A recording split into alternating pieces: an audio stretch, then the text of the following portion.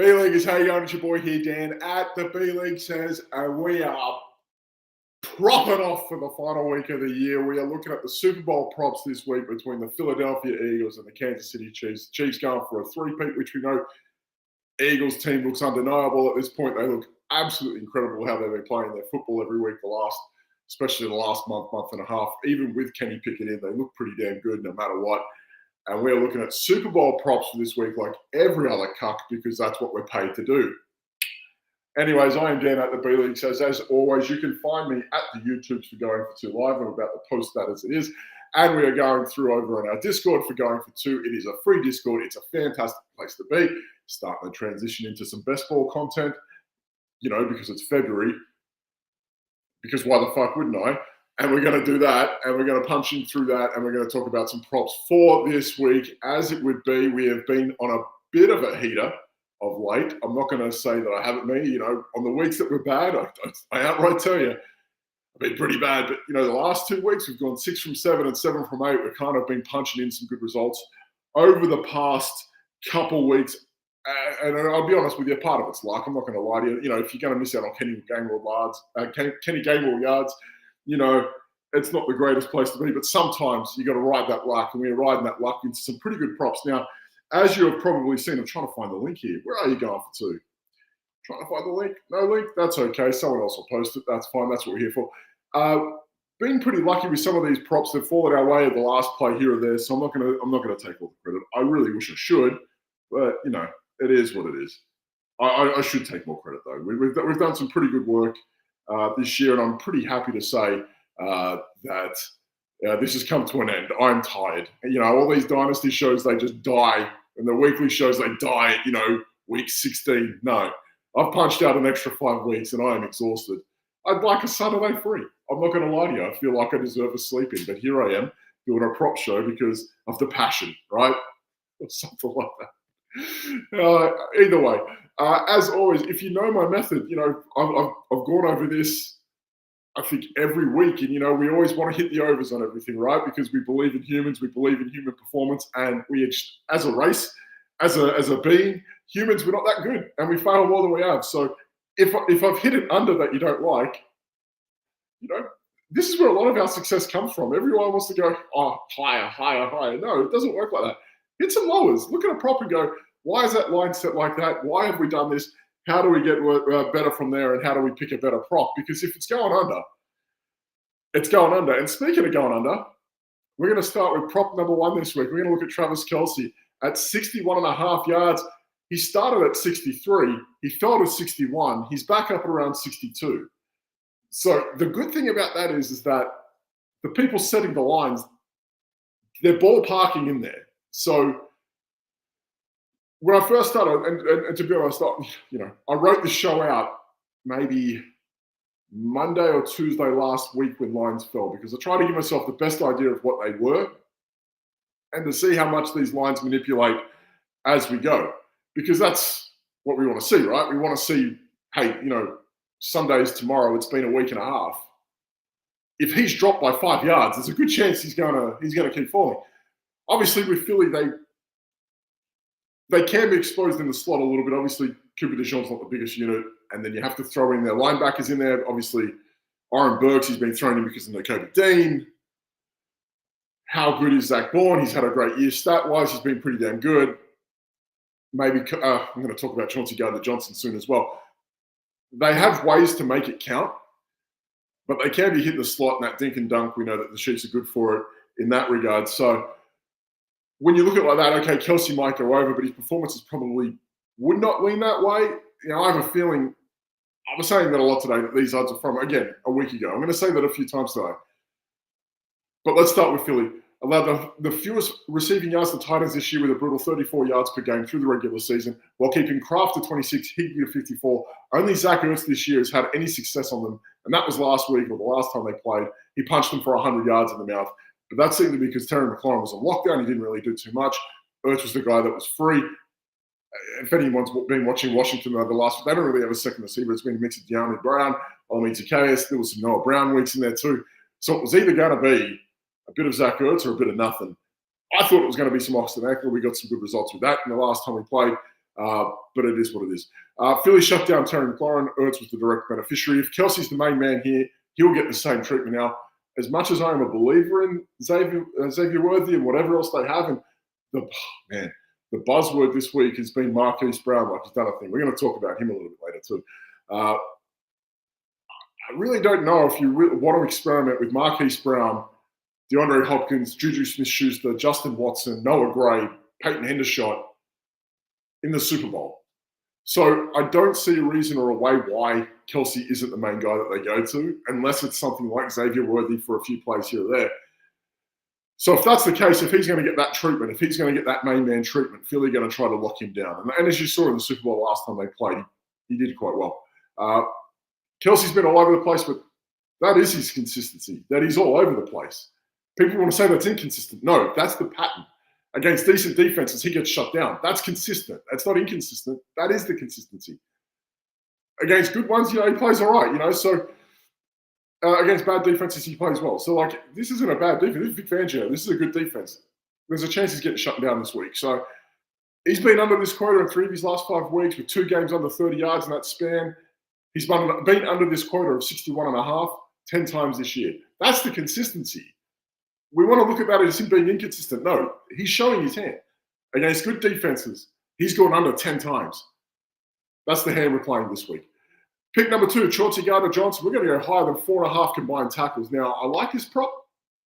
It's come up a little, maybe up to 5.5. I've got to double check that while I'm going. I tend to do that while I'm live and looking at my phone while we do this because, we want to make sure we're accurate.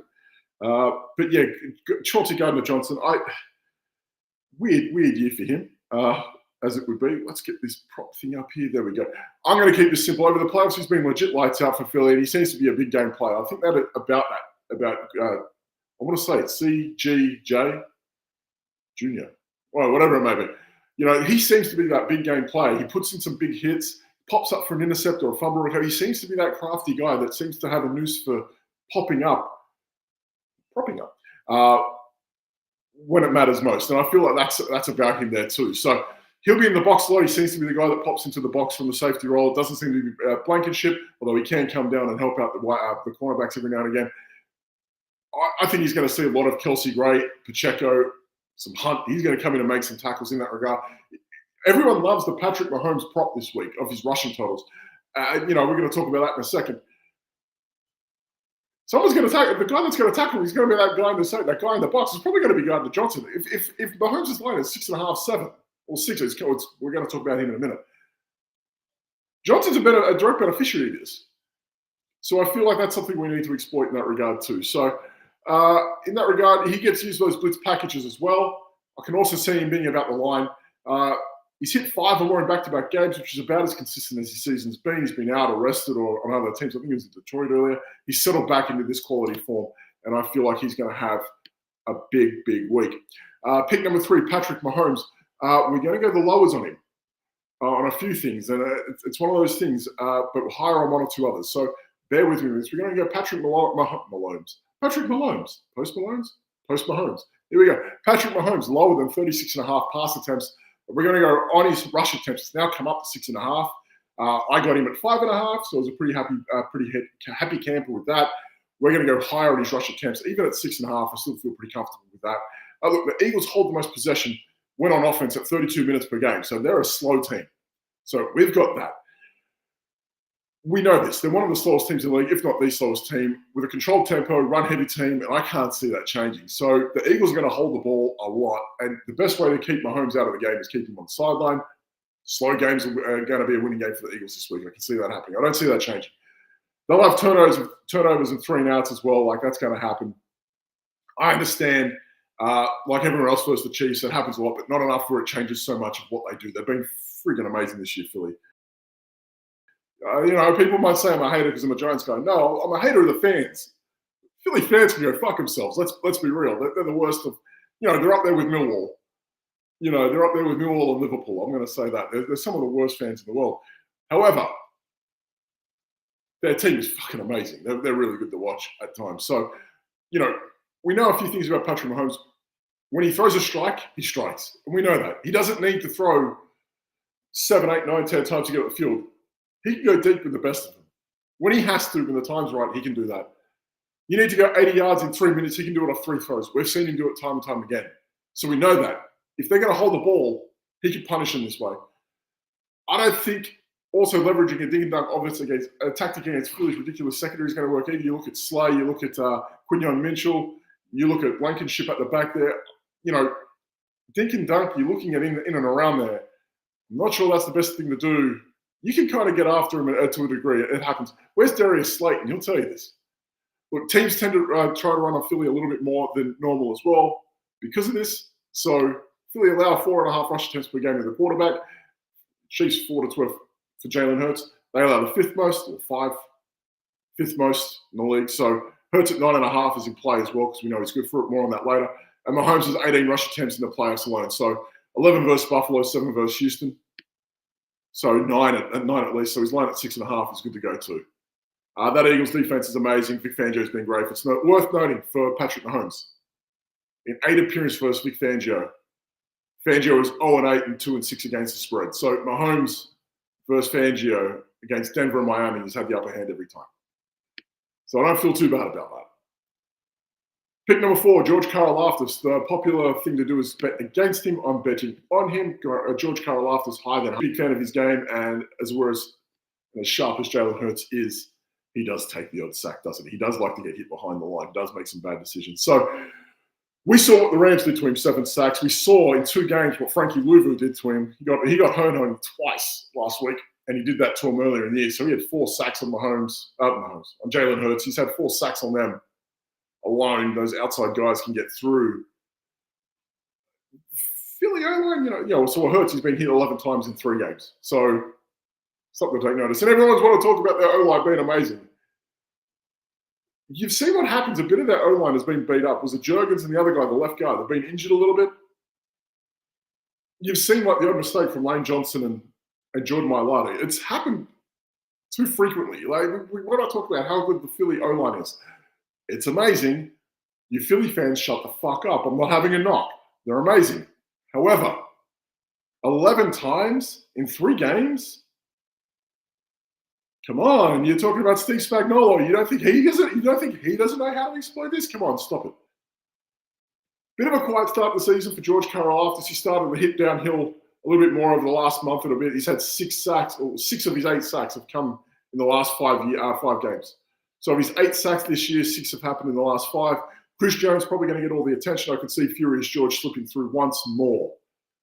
Like with the last few weeks, again, those interior guys, I don't like how they've been getting hurt. Okay, they could be okay to play. Great, you're okay.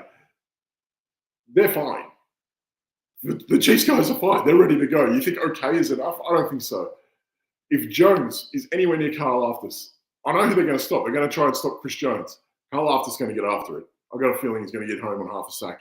Pick number 5, we're going to go some more Chiefs defensive players. Nick Bolton, lower than 8.5 combined tackles. Drew Tranquil, lower than 7.5 combined tackles. Justin Reed, higher than 6.5 combined. Look, I feel like tackle props are a bit of an easy one. I like tackle props. I think they're pretty good.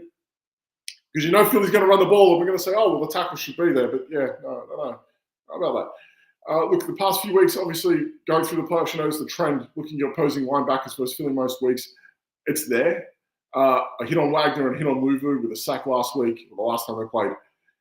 We're looking at a different way to go about it. Nick Bolton is their guy. Nick Bolton's great. Bit of a down year for him, I feel like, for Nick Bolton, which is weird to say. He's their every down linebacker. You don't really notice him getting closer to the line, but he's always there. He's their general in the middle there. But he hasn't been anywhere near, close to this quota in weeks. And we're talking about prime matchups like Buffalo, Houston, and Pittsburgh. He's not getting close to this, which is a concern for me. So when you're looking at it, run-heavy teams, you want to look at Pittsburgh with Harris and Jalen Warren, Buffalo, Allen, Cook, Johnson, Ray Davis. Joe Mixon, like the amount he was running on him, didn't get close. So it's one of those weird things where I really feel like that's something we have to look at. I'm not sure he's going to have a choice about this one. And if you feel like teasing down to 6.5 to fill out a parlay, I get it. I'd probably be comfortable at 6.5. I don't think I'd be going anymore. Tranquil, however, the worry that I have with him, he's at 7.5. but he gets pulled on third downs. So Philly got to get the third down a lot. They pull him out for Leo Chanel on pass down. So Tranquil at 7.5, I don't feel like that's a great idea either. Again, Philly's a slower team. He gets pulled out from that field. I don't feel like that's a great thing for him. I don't like the idea of that high quota for him either, if he feels spicy on that. Reed, though, however, I will say, to me, is the odd man in. Look, he looks to get in the box a lot. He's going to line up with whatever Barkley and Hurts do. But the main guy everyone keeps talking about this week, and if you've noticed, and if you've been following the trends with prop shows and all that sort of stuff, everyone's talking about Dallas Goedert.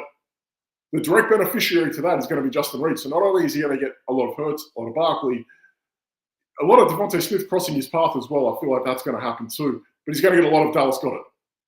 And that's something that we've got to take advantage of as well. So I feel like Reed is going to be the guy that is looked at a little bit more than we think. Reed's going to be the guy that's going to get the work. He's been in around the 6-7 tackles a week mark over the past month, and I can see that trend continuing. I will say that the incentive for a third Super Bowl is the highest priority, and in a third in a row for Bolton, I understand. But he and Tranquil are off contract after today, so I guess we both will want to show out, try to get that payday. If you wanted to go over one of them, I'd probably lean Bolton. Not that I like the idea of contracts incentivizing players, because it does. But the idea that if one of them had to go off, it's probably going to be Bolton. I just don't see it happening based on how the game's going to play out, in my mind anyway. I do like Justin Reed for 6.5. Pick number 6, ironic, because it's Jalen Hurts. How about that? Rush attempts, higher than 9.5 and over half a touchdown. I'm going to talk about Jalen Hurts' touchdown as well. We had a few questions in the Discord. I'm going to answer that too. We all know what his game is. We all know what it is and what it isn't. Let's not overanalyze that. And we know how against elite pass rush teams he runs. Chiefs are an elite pass rush team, so he's going to run. I think that's obvious. And he runs a lot. In his last 2 games versus Washington, really good pass rush team, 20 total attempts. Last 2 games versus the Rams, elite pass rush teams, 19 rush attempts. Pittsburgh, 15 rush attempts. Talking about elite pass rush teams, JJ Watt and all those boys. Not JJ Watt, TJ Watt. Just fucking name him something. Just call him Tim. It'll make my life easier. Is it Tim? Just call him James and Tim. I've got to, no syllables now, consonants. I can't do that. Anyway, when he's threatened, he goes, right? So we can see that. I can see Jones, Karlaftis, and then every time the Chiefs stack the box, he's going to run. And, it's going to happen. We can add, every goddamn fucking tush push in there as well. They all count. He's going to get 2 or 3 of them today. This week, I can feel it's going to happen. Those are going to count too. So every short yard play he's on, pass rush is going to come after him. He's going to run. I feel like 9.5 isn't high enough. We can add to it what I mentioned earlier. Chiefs have given up the 5th most rush attempts to the quarterback. So in this regard, he's a huge chance to impact the game this way. I'll also add to it 7 touchdowns in his last 7 games. On average, he's had 3 last week, or the last time he played against Washington, when everyone thought he was hurt. So he's good to go there as well. I'm going to talk about those touchdown props. Thank you, Kyle, for that as well. Pick number 7, we're going to go lower. Can't believe I'm about to say this. Everyone's going to get fucking mad. Shut the fuck up, Philly. I already know. Saquon Barkley lower than 114.5. Now up to 115 yards. We're going to go lower. Lower than 115 rushing yards. Teasing down to 99 because we were crazy at 1.26s. So we're gonna get on Barkley lower than 100. Yeah, let's get weird. Let's get real fucking weird. But if you don't want to get weird, lower than 115.5, he came up an extra yard. So lower than 115.5 on Barkley. We're going to bet against the form of Saquon Barkley. How crazy is that? Ooh, Giants guy's bad. He went to the Eagles. No, I don't give a fuck. Barkley's awesome. I love him. I hope he wins a Super Bowl. I don't give a shit. Philly can go fuck themselves though. Anyway, no one has really been better at stopping the run this year than the Chiefs. Let's face it. 3rd fewest yards given during the regular season at 70 yards per game on average. Also kept Joe Mixon and James Cook under 90 yards. They have yet, Steve Spagnuolo has yet to allow a running back with over 90 yards this year. So let's keep that in check as well. Talk about 100 yards. Yet to allow someone with over 90. Regular season. Good stuff. I understand that Barkley's a different animal than both James Cook, Joe Mixon. You don't have to sell me a ladder washing for 5 years out here. But the Chiefs know how to spoil a party. Last year's Super Bowl, even Christian McCaffrey, the great Christian McCaffrey, kept under 80 rushing yards. Although he did kick off with 80 in the receiving game, that doesn't seem to be something that Saquon Barkley does. I know that sounds crazy because you saw it a lot in New York. They don't use him in the passing game in Philly at all. It just doesn't happen. So that's something if you talk about like the yards he could have had chasing that. What was it Dickerson, right? They didn't even use him in the passing game. Think about that. Like 2 or 3 extra passes, he could have taken them to the house. Anyway, that's just me in my mind. Anyway, but it hasn't been a part of the Barkley's game with the Eagles anyway. And honestly, look, they really look to it through the air. I like the big buffer at 114.5, 115.5. I think closer to the date it might move again. It only moved to 115. So if that moves out an extra yard or two, it could. Those casuals will come in with those late punts. I'd feel even more inclined to go under. Barkley's form is otherworldly. He is him. He's only been under 114 rushing yards, 115 yards 6 times this year, which is mental to be betting against him. But if there's something more consistent at Barkley, it's Steve Spagnuolo in the playoffs, and I think this is the way to do it, to try to win by taking Barkley out. Now, he's one big play away. We say this, one big play away. Chiefs don't give one big plays away. And that's the thing. That's the difference between Washington. That's the difference between the Rams. It's the difference. He did it against the Rams earlier this year. This was coming. They don't give big plays away. This is how the Chiefs operate. So I feel like this is something that they can nullify him down to. For what it's worth, also, historically, the last running back to over 100 to have 120 yards in a Super Bowl was Michael Pittman in 2003. And he was the last person to do it since Terrell Davis in 1998. So Barkley's line is incredibly close to that right now, to where history suggests it doesn't happen. It's happened twice. So he's getting close to that 120 mark, and only twice in history this has happened, right? Or Super Bowl history. If you think he can do it, Terrell Davis won a Super Bowl that year, right? So those are the odds to chase. If Barkley does this, something that doesn't happen, I'd be chasing Barkley on that MVP odds. I think he's the favorite at this point. Of course he would be. They gave the fucking MVP to Josh Allen. What the hell was that? Barkley had a better year than Josh Allen. Like, you can have your Lamar Jackson, Joe Burrow debate, who was a better quarterback than Josh Allen. Barkley was better than Josh Allen as a player, as an MVP.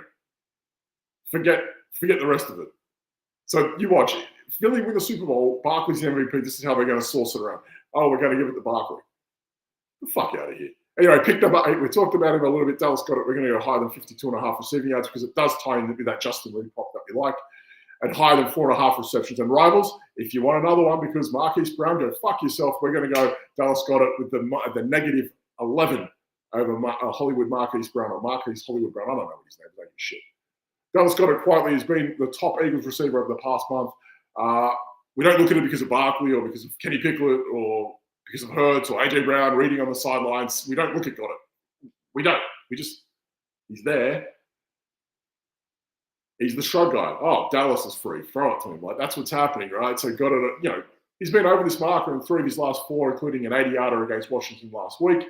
The Chiefs have allowed the most receiving yards and the second most receptions to tight ends at 70 yards per game and 6 receptions in the regular season. So in terms of matchup, over 17 games, in terms of consistency, they were there. They allowed it to happen. So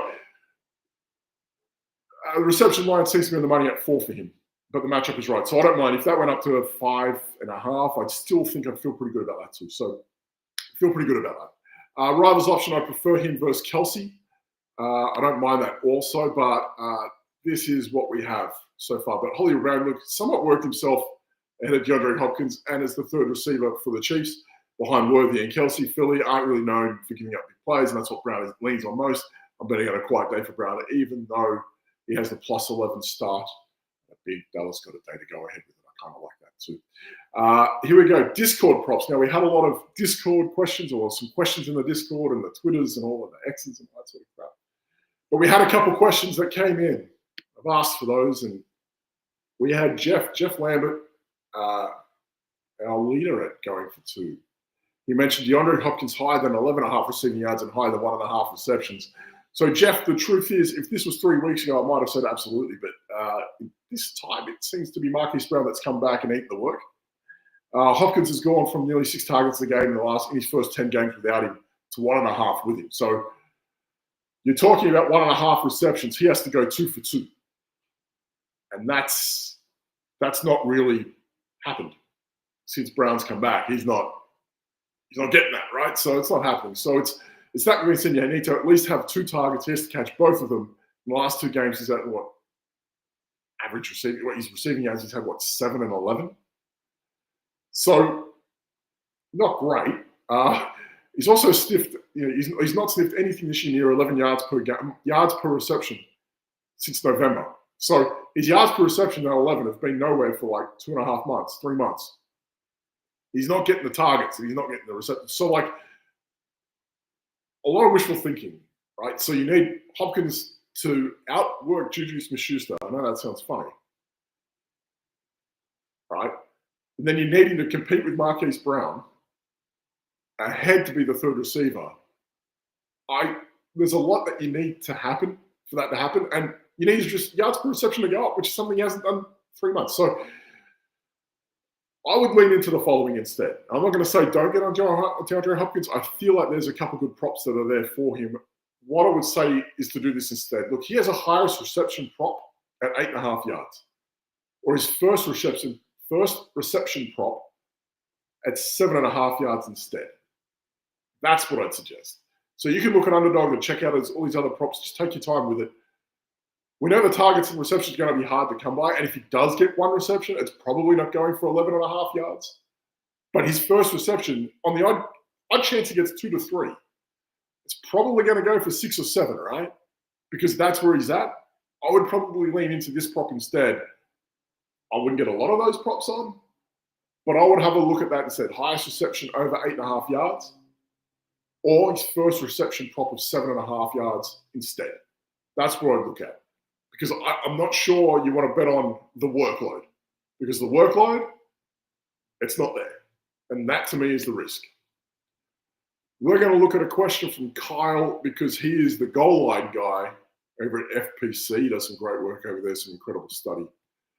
He said, Barkley and Hurts anytime rushing, receiving touchdowns or anytime touchdown, which rushing, receiving, whatever it may be. Hurts is probably not going to get a receiving touchdown, but a rushing touchdown is going to happen. So this is interesting. I had to look through this last night, because my natural reaction to this is, yes, they're going to do this. They'll both do it. So I thought, wife's asleep, kids are asleep. I'm going to check out the Philadelphia Eagles game logs for the year. Because why the fuck wouldn't I? Just to see how many times they both scored in the same game. Because people are probably going to go, Barkley touchdown, Hurts touchdown, right? That's what we're going to do. Week 1, Barkley scores, Hurts missed. Week 2, Hurts scores, Barkley missed. Week 3, Barkley scores, Hurts missed. Week 4, Hurts scores, Barkley missed. Week 5, both missed. So the first 5 weeks of the game, both of them didn't score. Okay. Week 6, they both score. Week 7, Hurts scores, 3. Barkley misses. Week 8, Barkley scores, Hurts miss. Week 8, Barkley scores, Hurts scores. Week 9, Barkley misses, Hurts scores. Week 10, they both score. Week 11, Barkley scores, Hurts misses. Week 12, they both score. Week 13, Hurts scores, Barkley misses. Week 14, Hurts scores, Barkley misses. Week 15, Hurts gets injured, misses the rest of the season. Week 1 of the playoffs, Hurts misses, Barkley misses. Week 2, they both score. Week 3 of the playoffs, they both score. So, for what it was, it took 6 weeks of the season for them both to score in a game. In 17 games, they only missed scoring together twice. So that's something to take note of. Week 5 versus Cleveland and the wild card game against Green Bay. So only twice did they not score together. So one of them's going to score. That's the chance, right? In 17 games, they scored together in the same game 6 times, so 35% of all games, which is kind of crazy. In 17 games, there were 11 of those games where either one of them or neither of them scored a rushing receiving touchdown. So that's 64%. And of those 11 games, Saquon Barkley scored in only 3 of them.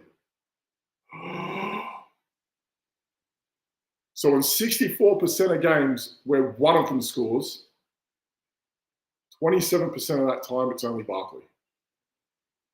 That's something to know. That, to me, is the trend. Because 6 times they score together, that's cool.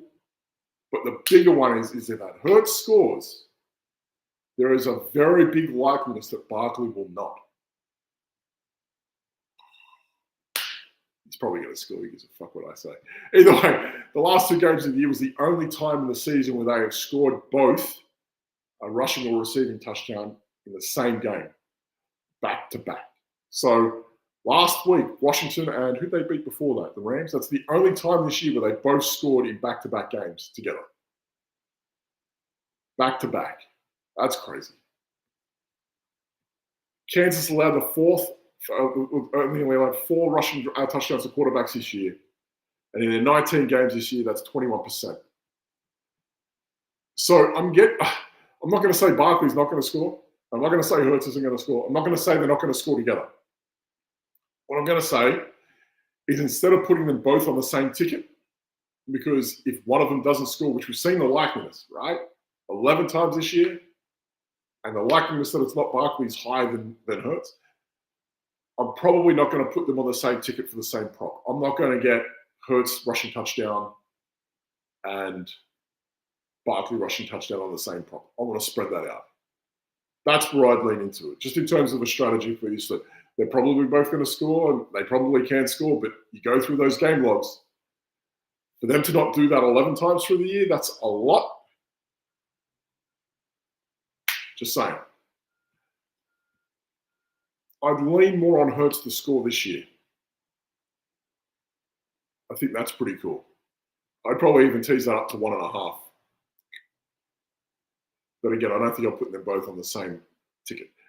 Jamie had a question as well. It was about Kelsey over 1.5 touchdowns, which is interesting. I like the juice. He had him at plus 1,000, I think, over at DK.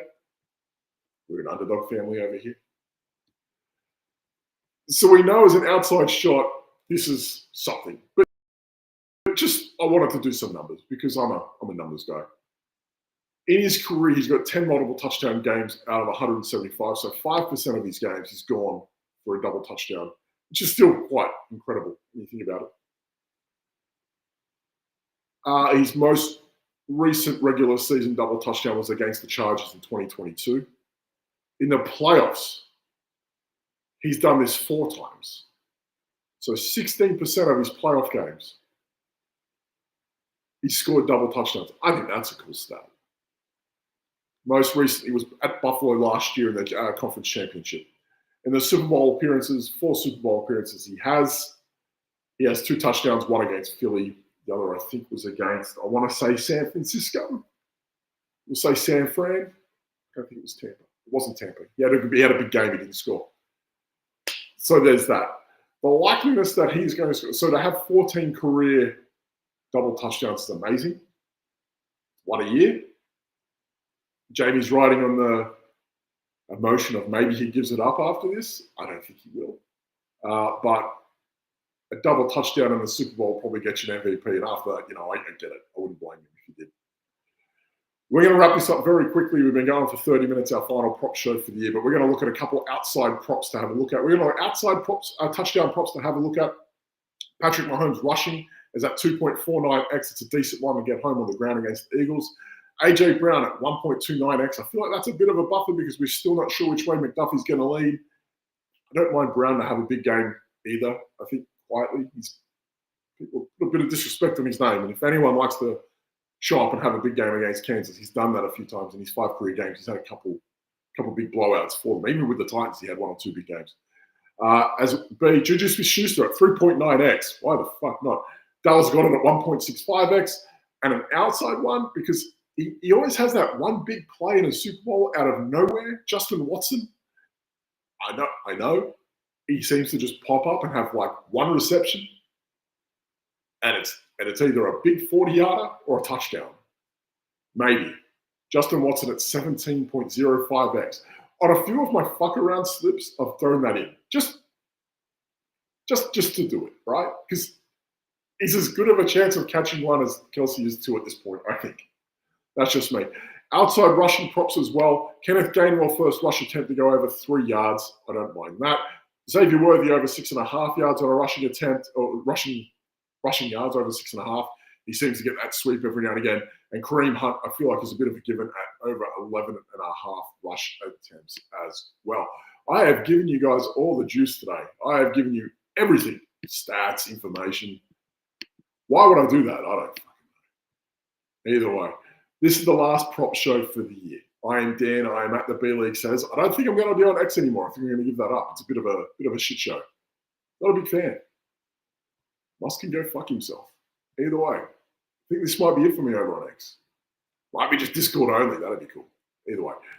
We're going to wrap this up very quickly. I am Dan at the B League Says. For Going for 2 Go find us on YouTube. Hit those alerts, the alarms, all that sort of stuff when these shows pop. I'll be doing our best ball stuff again very soon. I'm going to take a few weeks off after the Super Bowl, put some research together and have a bit of fun with some live drafts. I'm normally the best ball guy. And Lev just says, Dan, go fight.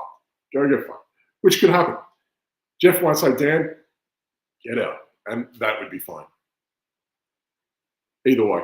Also find us over in our Discord. It's a free Discord. Get your Start Six device. Dynasty. Look at your Dynasty stuff. God damn, like Dynasty drafts. Jeff and Ryan are going to be doing rookie profiles, 10-minute shows. They're going to be fantastic. We got some really good Dynasty guys. I hope the Dynasty 5, I'm going to get the names of the shows wrong. We had the guys on Saturdays, the Dynasty 5. That was fucking awesome. Mike and the guys, Jamie and the guys. Thursday nights, normally, pumping out content. Find them. I guess Kyle's got a decent show every now and again too, whatever. It's going to bring up whatever fucking Canadian quarterback he can find and we're all going to draft him in the fifth round. I know what's going to happen, Kyle. Either way. So go to our Discord. It's free. It's in the profile. It's in the links and all that sort of stuff. Find us over there. It's a free place to go. It's a great place to be. Scott Fishbowl is going to be happening in the next couple of months. We have the best mock draft system going over there. We have mock drafts running for that when it goes live all the time. Just get in now. Why not? Either way, let's run through these props one more time. I'm going to start at the bottom. Now I'm here. Either way. Those outside touchdown props, we're looking at Mahomes rushing at 2.49x, AJ Brown at 1.29x, Juju Smith-Schuster at 3.9x, Dallas Scott at 1.65x, and Justin Watson as an outside smoky at 17.05x as outside touchdown props. Outside rushing props, again, Kareem Hunt higher than 11.5 attempts, Worthy at 6.5 yards, Gainwell first rush attempt to go higher than 3 yards as well. Let's look into these props as we go. The questions of the day were going to be DeAndre Hopkins, higher than 11.5 receiving yards and higher than 1.5 receptions. This guy says no. We're looking at Barkley and Hurts anytime rushing and receiving touchdowns. I say it's okay. Put them on separate slips. Don't put them on the same one. Travis Kelce having 1.5 touchdowns. I love the sentiment. I love the odds for it. Probably not going to happen. Props, pick number one. We're going to go Travis Kelce lower than 61.5 receiving yards.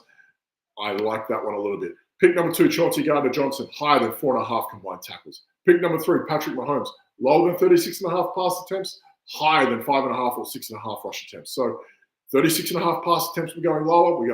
We're going to tease up that rush attempts to 6.5 as it would be. Pick number four, we're going to get on George Karlaftis, higher than half a sack. Pick number five, we're going to pick on that secondary there for the Chiefs, lower than 8.5 combined tackles for Nick Bolton, lower than 7.5 combined tackles for Drew Tranquil, higher for Justin Reed, higher than 6.5 combined tackles. We're looking at Jalen Hurts rush attempts, higher than 9.5 and higher than half a touchdown. Saquon Barkley, pick number 7, lower than 114 or 115 rushing yards, wherever it is. The higher it goes, the more likely I'm going down.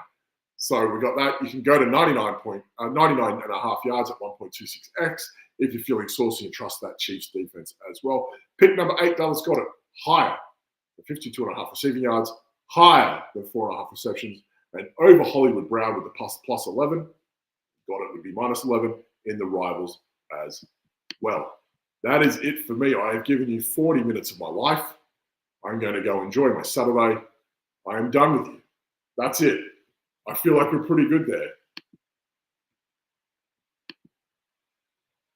Yeah, I think we're pretty good. Anyway, safe bets, happy punts, enjoy the Super Bowl. Cheers and goodbye.